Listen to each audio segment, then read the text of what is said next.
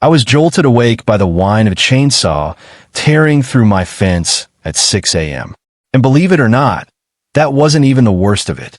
By the time I stumbled outside in nothing but boxers, there was Brenda Thornfield, my neighbor and HOA president, spray painting neon orange X's across what was left of my fence posts while her contractor kept hacking away.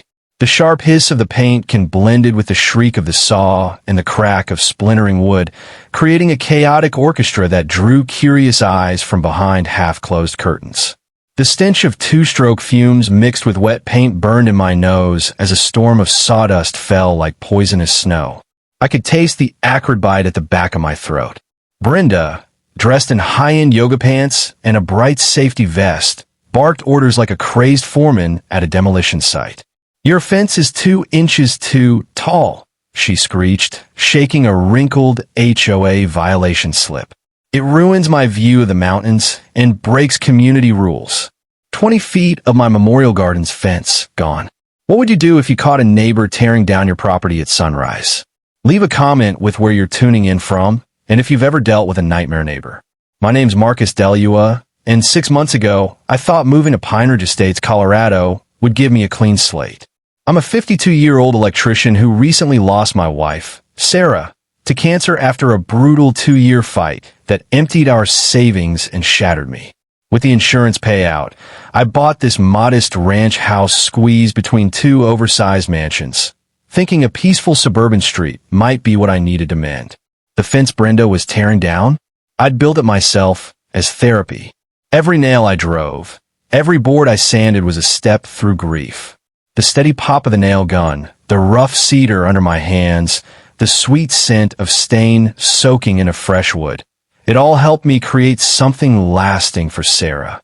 Behind that fence, I'd planted her memorial garden, where lavender and her favorite roses scented summer nights. But apparently, my 6-foot wall of privacy was blocking Brenda Thornfield's $1 million view. Meet the HOA president from hell. She's 48, a real estate agent, drives a white Range Rover with Lux Lady vanity plates, and has 2 spoiled teenage boys whose parties rattle windows down the street. Their beer cans end up scattered across half the neighborhood, but somehow that never earns them violation slips. Her husband's an investment banker who's gone most of the time, leaving Brenda free to stalk our cul-de-sac like some designer dress tyrant. Her campaign against me started right away. She claimed my work truck broke community rules for commercial vehicles that didn't fit the neighborhood's image. When I asked to see that rule, she produced a binder thick enough to stop a bullet full of bylaws multiplying like weeds. I parked inside my garage. She complained my electrical supplies could be seen through the window. I hung a curtain, and the fines rolled in. Grass 1 inch too high, $50 per day. Trash bins left out half an hour too long, $50 per day. A rake leaning against the wall, another $50. Each notice came printed on heavy cream paper, feeling official in my hands, hand-delivered by Brenda herself in clicking designer heels, each step counting down like a timer. Her overpowering perfume, some cloying floral concoction, lingered long after she left, like a territorial marker. Every morning, I'd sip bitter grocery store coffee while reading her latest violation, the taste matching the resentment piling up with the notices on my counter. But the fence, that was her full declaration of war. She claimed my 6-foot 2-inch barrier broke the 6-foot height rule and stole 2 inches of common area that didn't appear anywhere in my deed. She even hired a surveyor just to uncover violations after I ignored her fake-friendly suggestion to lower the fence myself. "This fence kills property values and creates hostility," she announced at my first HOA hearing, held in her own living room instead of the community hall. The crunch of generic cookies on flimsy paper plates filled the silence as board members, her sister-in-law Janet, and 2 elderly neighbors clearly too scared to cross her, nodded like bobbleheads. When I showed proof that 3 other homes had fences the exact same height, Brenda brushed it off as technical nonsense. When I pointed out bylaws required 30 days notice for violations, not her random 72 hours, she jacked my fines up to $300 a day for wasting the board's time. That's when it hit me. Brenda Thornfield had made a fatal miscalculation. She thought I was just another broken widower she could push around. But Sarah hadn't left me with nothing. She'd left me with nothing to lose. And the most dangerous opponent you'll ever face is someone who's already lost everything that mattered. Her next move came with all the grace of a sledgehammer smashing glass.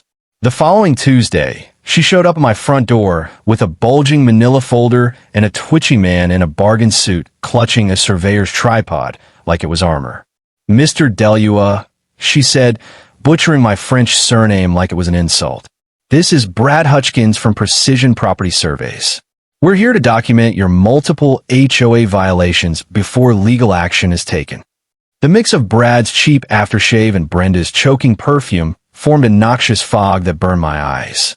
As they stomped around my yard, Brad's tape measure snapped open with sharp cracks, while Brenda muttered notes into her phone as if she were narrating a crime scene. Fence height, 6 feet, 2¼ inches. Maximum allowed, 6 feet. Violation confirmed. Brad's voice cracked like a nervous teenager. The poor guy was just clocking hours to justify Brenda's obsession. But that's where she slipped.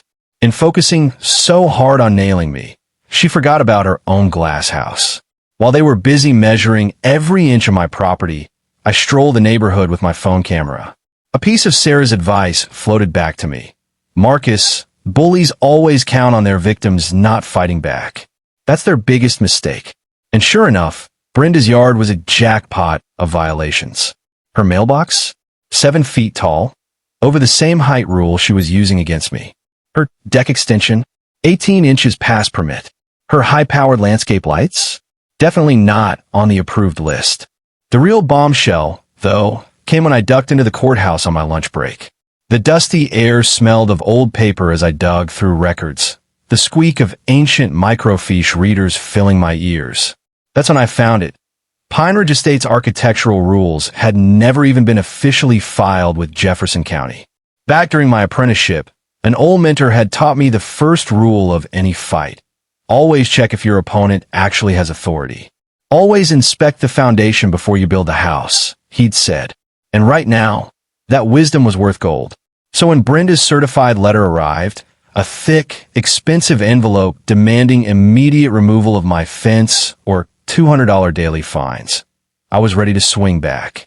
I invoked Article 7 of the bylaws, formally requesting an emergency board hearing, which meant they had 10 business days to face me. Brenda's response was as petty as expected. She scheduled it for Thursday at 2 p.m., prime working hours, hoping for no audience. Brenda's polished mask slipped, exposing the domineering bully beneath. "This board has full discretion to address urgent threats to neighborhood standards," she proclaimed, inventing regulations on the spot. The decision went 3-1 against me, with only Dr. Hoffman abstaining after quietly studying my evidence. My penalty was hiked to $300 a day for so-called frivolous appeals and disruptive behavior during hearings. As I walked to my truck, the crunch of autumn leaves under my boots echoed like Brenda's authority collapsing. She'd won this skirmish, but the cracks in her control were widening. And desperate people make the kind of mistakes that topple empires. Just 3 days after that farce of a board meeting, Brenda unleashed her legal warhead on my doorstep. The envelope was so thick with glossy letterhead it felt like velvet in my hands. Morrison, Kessler and Associates, the sort of firm that charges $500 just to pick up the phone, demanded I tear down the fence immediately, calling it a structure of intimidation. The real good punch? The letter was dated 2 days before the board meeting. Brenda had secured her lawyer before even pretending to grant me due process. She had scripted this ambush from the start, and the sting of betrayal soured my morning coffee as I scanned the threats on that paper. Then she dragged in county code enforcement. Officer Martinez arrived that afternoon, clearly puzzled as he scrolled through his tablet.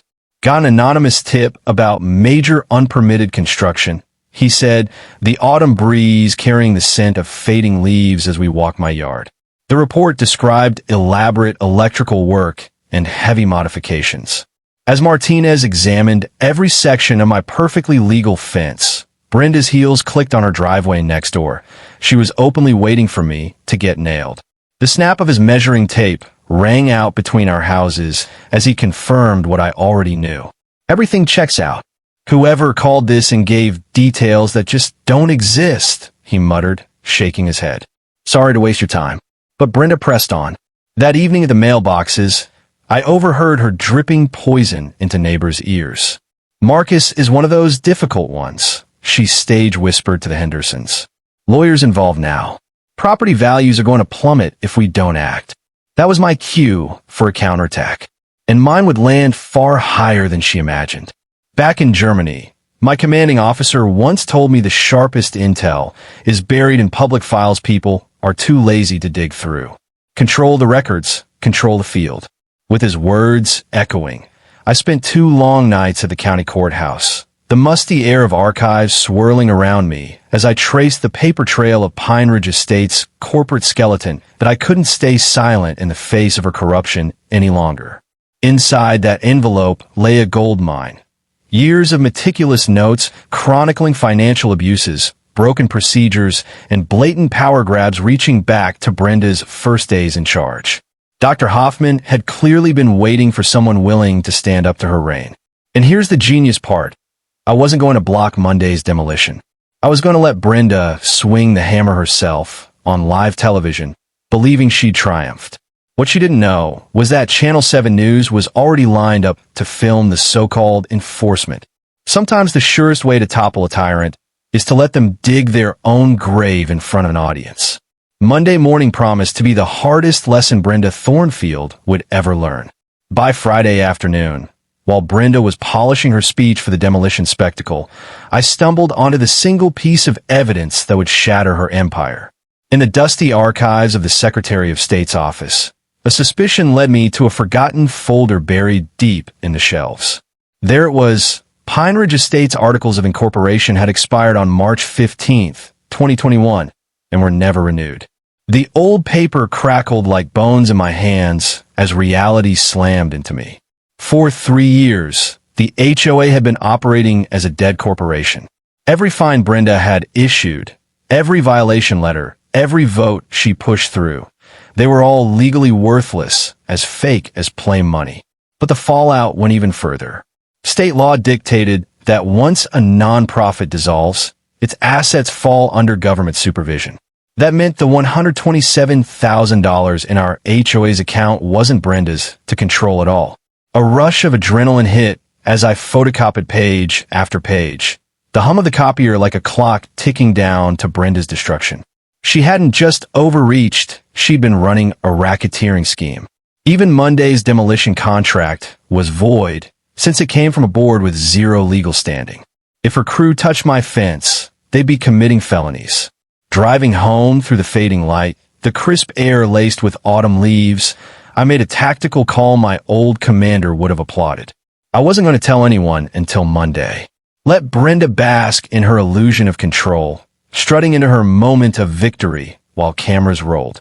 The larger the audience for her unlawful stunt, the heavier the fallout. This discovery rewrote everything. Sarah Blackwood was going to light up like Christmas morning when she saw it. We weren't just battling HOA harassment anymore. We were staring at criminal fraud, illegal collections, and misappropriation charges worth tens of thousands. The personal impact will be sweeter still. For years, Brenda had bullied 43 families with threats and fake authority. They'd lost money, peace of mind, even sleep. Now they'd find out none of it had ever been valid. That night, standing in Sarah's memorial garden with my hand against the rough fence boards and the faint scent of roses in the autumn chill, I mapped out the perfect trap. On Monday, the fence she hated so much wouldn't just stand. It would become the stage for her downfall. She thought she'd crush me. In truth, she was about to collapse under the weight of her own lies. Mrs. Thornfield, Jake Santos called across the street. Why is your own mailbox taller than the fence height rule you're enforcing? Brenda flushed crimson as more neighbors streamed out, carrying binders of documentation I'd helped them compile. Mrs. Patterson appeared with her meticulous 15 years of records. Others brought photos and notices showing Brenda's selective enforcement. Those questions will be handled through channels. Brenda snapped, her voice sharpening with panic. Today we deal with this dangerous fence. That's when Jennifer Walsh stepped up with her cameraman, flashing the calm smile of a reporter who'd smelled a juicier lead. Mrs. Thornfield, I'm Jennifer Walsh with Channel 7. We're covering the HOA action, but several residents questioned the association's legal authority. Any comment? Brenda's facade cracked like flaking paint. Pine Ridge Estates, HOA has full power to enforce standards, she insisted, but the defensive pitch in her voice betrayed her. Meanwhile, Sarah slid into position near the crew, manila envelope in hand. Documents sharp enough to end this charade. The morning sun lit her silver briefcase as she prepared to flip Brenda's triumph into humiliation. Then came Brenda's last, worst misstep. She spotted Dr. Hoffman with his folder and barked loud enough for cameras. Don't listen to him. He's confused with age and doesn't understand HOA law. A gasp rippled through the crowd. Attacking a respected 78-year-old physician on camera was career suicide. Even her sister-in-law, Janet, once loyal, looked mortified. The foreman, a grizzled man named Chuck, frowned. Ma'am, we're getting mixed messages. Maybe we should wait. Brenda shrieked back. I'm the HOA president. I order you to proceed. At 8 o'clock sharp, as Chuck reluctantly revved his chainsaw, Sarah stepped forward, her voice slicing through the noise. Stop. You're about to commit criminal trespass for an entity with no authority. Chuck killed the saw instantly. The two-stroke exhaust hung in the cold air like smoke off Brenda's crumbling legitimacy. What's happening? Brenda snapped, her flawless makeup streaking with sweat. Mrs. Thornfield, you've been served, Sarah declared, slapping court papers into Brenda's shaking hands. This lawsuit and injunction prohibit further property destruction. Walsh's camera caught Brenda's face flickering from fury to horror. Neighbors pressed closer, phones recording the spectacle. This is absurd, Brenda sputtered. The HOA has actually, it doesn't. I cut in, stepping forward with my own folder. The taste of victory flooded my mouth. Pine Ridge, HOA's incorporation expired in March 2021. For 3 years, you fined and collected dues illegally. Gasps erupted. Mrs. Patterson's hand flew to her mouth. Dr. Hoffman nodded grimly. Even Chuck's crew looked at her like she'd grown horns. That's impossible, Brenda whispered. I'd have known. The board is just you, your in-law, and 2 residents you manipulate, Sarah countered coolly. These records show you've siphoned $127,000 from neighbors under false pretenses. Walsh thrust her mic closer. Mrs. Thornfield, how do you answer fraud allegations? That's when Brenda lost control. Her suburban mask shattered. This is a conspiracy, she shrieked. That French bastard's behind it. Probably illegal himself. The slur hung heavy in the air.